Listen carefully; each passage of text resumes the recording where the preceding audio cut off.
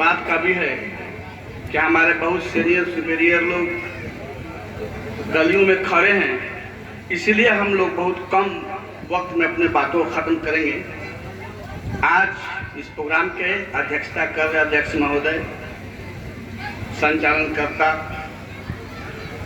शाहनवाज साहब और हम सबके हार्दिल अजीज रहनुमा माननीय सुधाकर जी,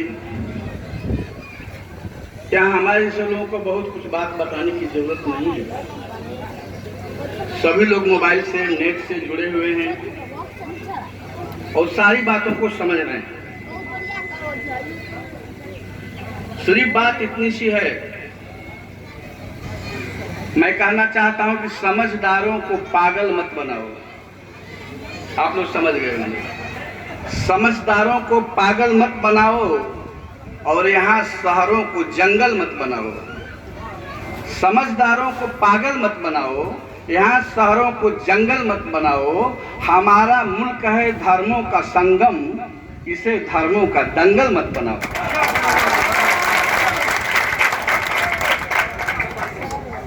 मैं आप लोगों से गुजारिश करूंगा कि जब मेरा शेर आपको समझ में आ जाता है और अच्छा लगता है तो हमें बता दें कि हमें अच्छा लगा है, ताकि मैं आगे बढ़ जाऊंगा।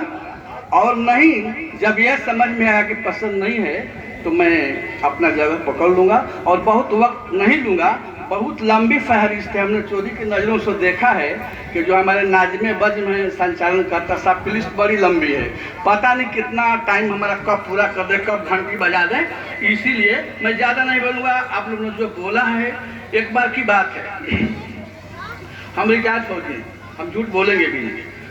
हमने एक न्यूज़ में सुना था कि पूरा पता नहीं कितने लाख की करोड़ में वादा किया गया था नौकरी का। तो जब ये सवाल पर सवाल होने लगे कब मिलेगा, कैसे मिलेगा, तो एक संदेश आया दिल्ली से।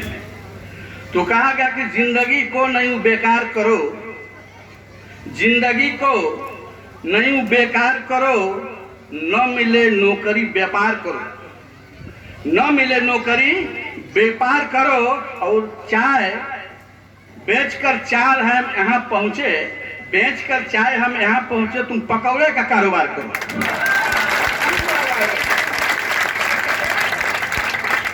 यकीन मानिएगा, ये कोई छोटी मोटी शख्सियत की आवाज़ नहीं थी, बहुत बड़ी आवाज़ थी।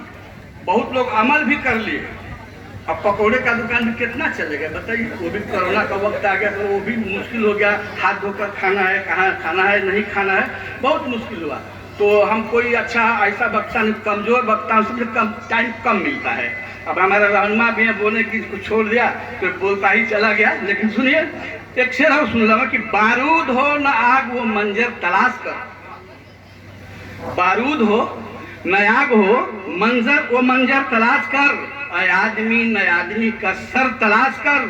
उजड़े हुए लोगों को बसाने के नाम पर फिर से न कोई और बवंडर तलाश कर। उजड़ों को बसाने के लिए कोई बवंडर की तलाश मत करो। और हो रहा है मुल्क जो है टूटने के कगार पर है।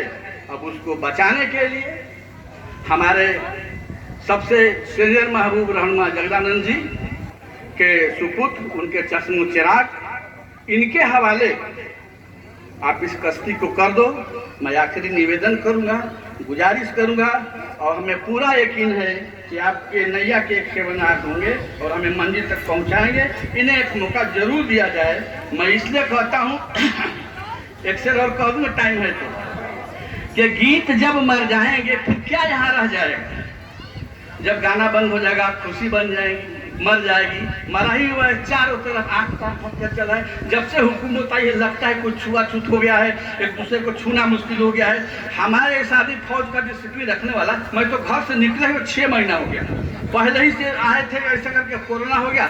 बहुत कम मुश्किल से निकलता हूँ, तो ऐसा न किया जाए। मैं कहता हूँ कि गीत जब मर जाएंगे, या कहा जाए कि जब खुशी मर जाएगी फिर क्या यहाँ रह जाएगा।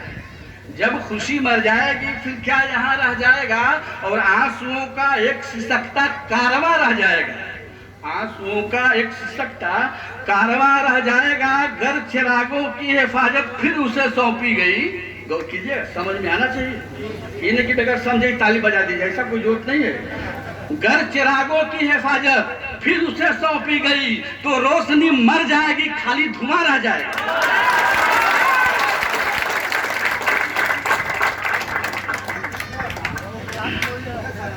तो अब एक शेर और कह दूं बिजली का। एक बार हमने और सुना था, वो बोल रहा था कोई ईद पर बहुत ज्यादा बिजली मिलती है, दिवाली पर तो मिलता ही नहीं। मैं कसम खाए कहता हूँ कि पूरी जिंदगी मेरी बाहर में कुछ आदमी के बाद भी जरूरत पड़ती है बिजली की दिवाली में, ईद में बिजली की जरूरत ही नहीं पड़ती।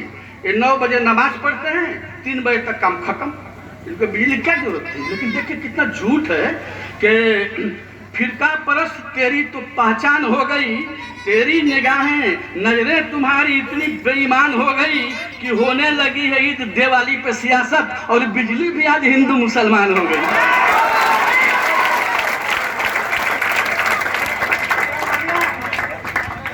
तो हम तो कुछ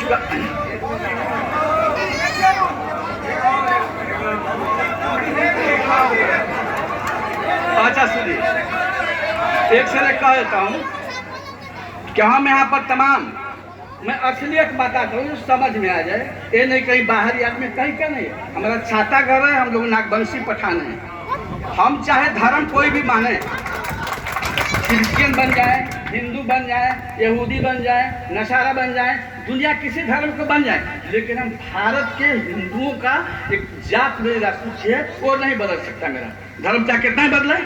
सुन लीजिए, शेष कह दिया तो सुनाता हूँ कि पैगाम में रजाकर औरों को भी सुना दे।